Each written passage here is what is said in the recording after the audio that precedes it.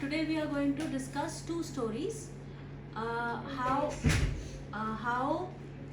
Krishna and all the elderly Gopas and all left Vrindavan, left Gokul and went to Vrindavan. Okay, this is the first story, and the second story is whether they were free of the demons' attack in Vrindavan or not, and if not, then which demon attacked them.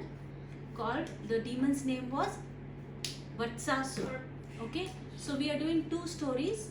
First is how they escaped Gokul, they left Gokul and they went to Vrindavan, and the second story is they were attacked. That's why.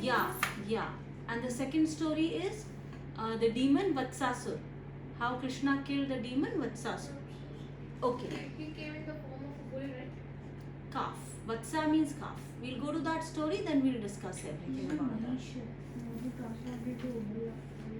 that. Okay. So now what happened? Once these elderly Gopas and all, they were having a meeting. They were having a meeting with Upananda. You know who Upananda was? Mohini's husband. No. Upananda is Nanda Maharaja's brother. Okay. And his wife is Prabhavati, and we had done that story of Prabhavati 2 sessions earlier, right? So Upananda, because he is very, very wise and he is a senior most gop, he's the senior most cowherd man. So he's having a discussion, he's having a meeting with the other elderly gops and the young gops, and they're all discussing about one thing, and that is that the children of Gokul are not safe. Children meaning Krishna, Balaram and the other gops, they're always attacked by some demon or the other, and somehow or the other they've always been saved by Narayan. This is what he's saying, by Hari, by Vishnu. What he means is Vishnu has saved them somehow or the other, but it is getting dangerous and dangerous day by day, because every other day there is some incident or the other. If you all remember, when we started the Krishna Leela, the first demoness who came into Krishna's life when he was only 3 days old was Putna. After that, when he was 5-6 days old, there was Shatkasur, then Trinavat. Then just last session we discussed how those big, huge, enormous Yamuna Arjun trees fell, and how but nobody got hurt. Even Krishna was saved, though he was in between both the trees, right? So the elders and the parents of the children of Krishna and Balaram, they are all getting very worried, because these calamities are coming upon their children and they are not feeling safe, because they cannot be 24 hours behind their children, right? The children have to be let free to play. So they are really, really worried. And Upananda, because he is the senior most, he is discussing with everybody else, because you need the consensus of everyone before you leave a place and you go to another place. Everyone has to agree. Nobody has to feel, no, I'm more attached to this place, I like this place, I want to stay back.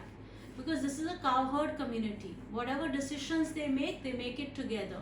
So Upananda is asking everyone, are you all okay with the fact that if we leave Gokul and we go to a new place where our children will be safer, where the weather is very beautiful, where the ambience is very beautiful, there are these big trees, there's so much of greenery, there are fountains, and more than that, there is a beautiful mountain called Govardhan, which harbors a lot of jharnas and fountains, and even river Yamuna with her fresh and clean and cool water flows near Govardhan.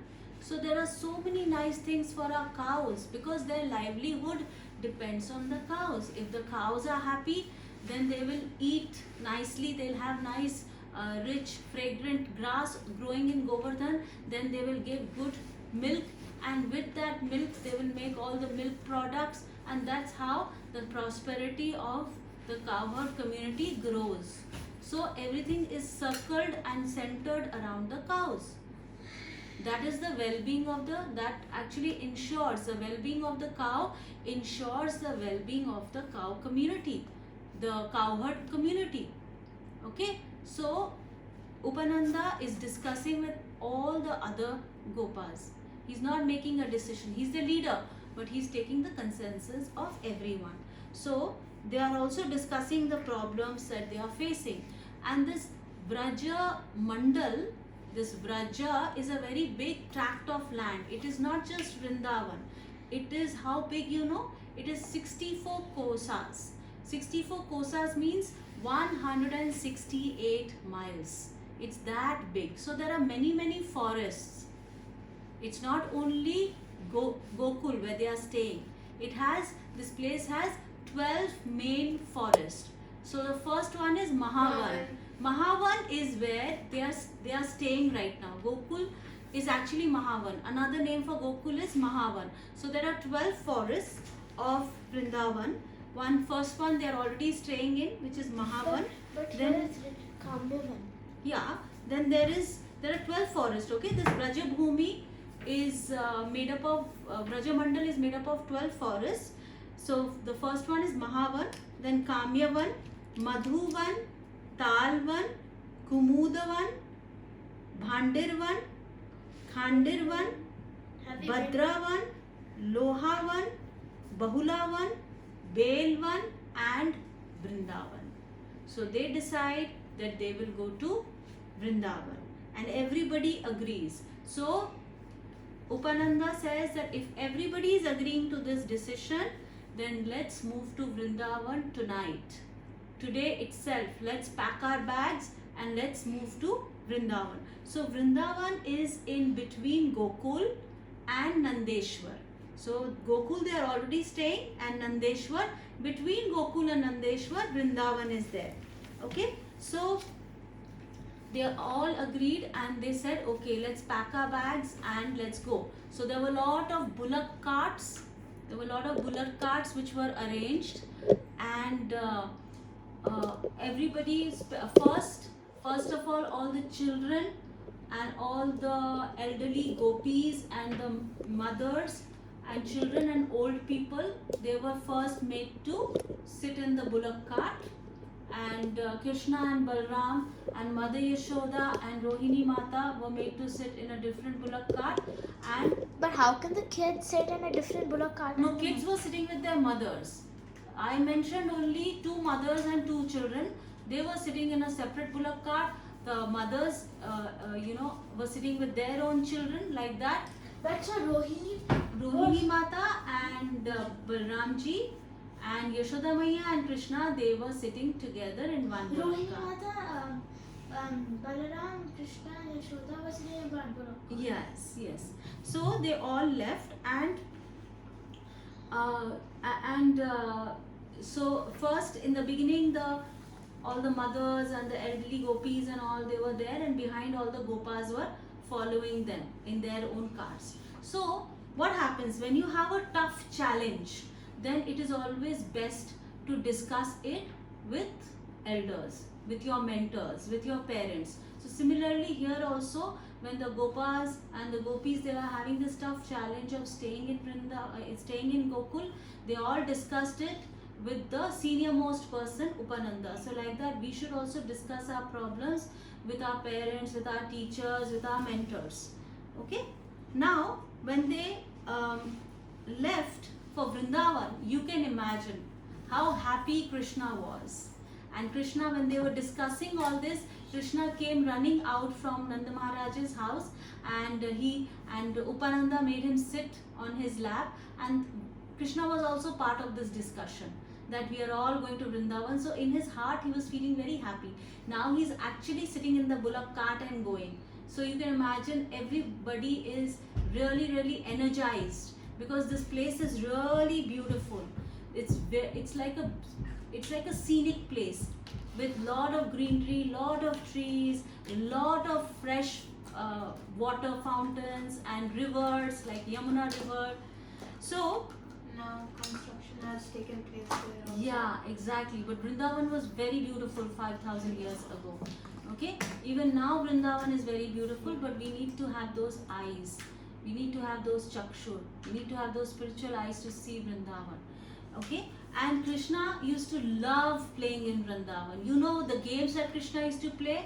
You know as I told you, Vrindavan was full of these fruit trees and natural trees and flower trees and all. So Krishna would throw stones at these trees, and the heavy fruits which were laden on those trees would fall off, and they would play and they would eat these trees and they would eat these fruits, and they would feel really energized. And they would also, other games that Krishna and his friends would play is that when a bird flies in the sky, his shadow falls on earth, they would follow his shadow.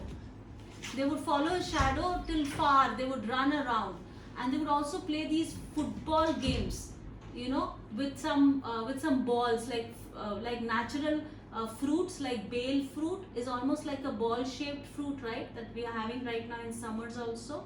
They would play catch and catch with ball. They would play football. Like avocado also has a seed which is almost like a ball, right? Like a smaller ball than a tennis ball, right? So they would find these natural things in nature and play with them.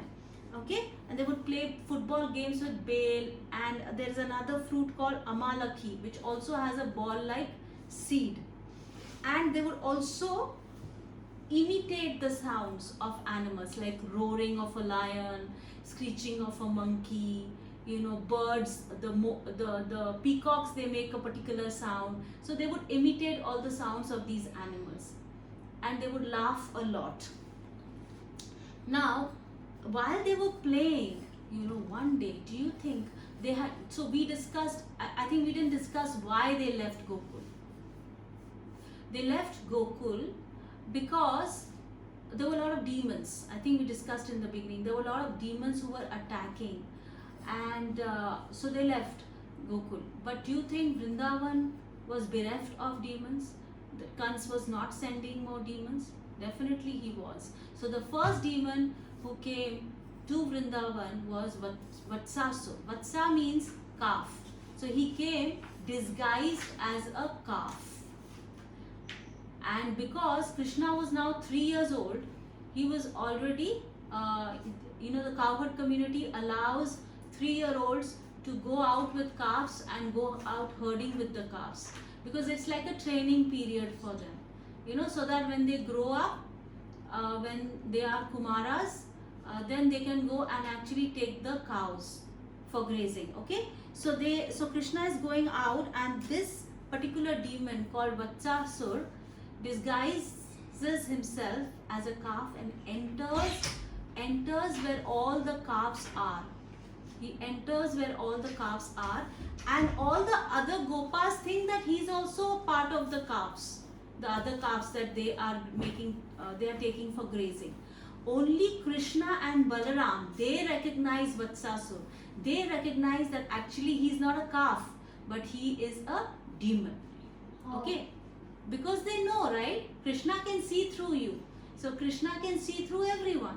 So Krishna could see through that particular calf also, that he is not a ordinary calf. He is actually a demon. Correct? So what he did when he saw, so this Vatsasura actually attacked Krishna with his hind legs.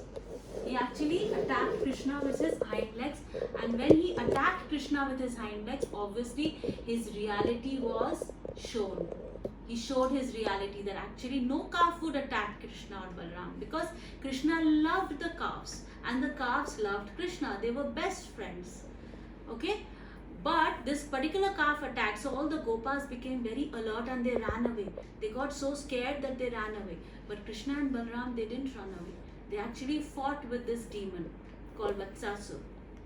Okay, and Krishna held on to the hind legs of Vatsasura and twirled him round and round and round and threw him. And then, you know where did he throw him?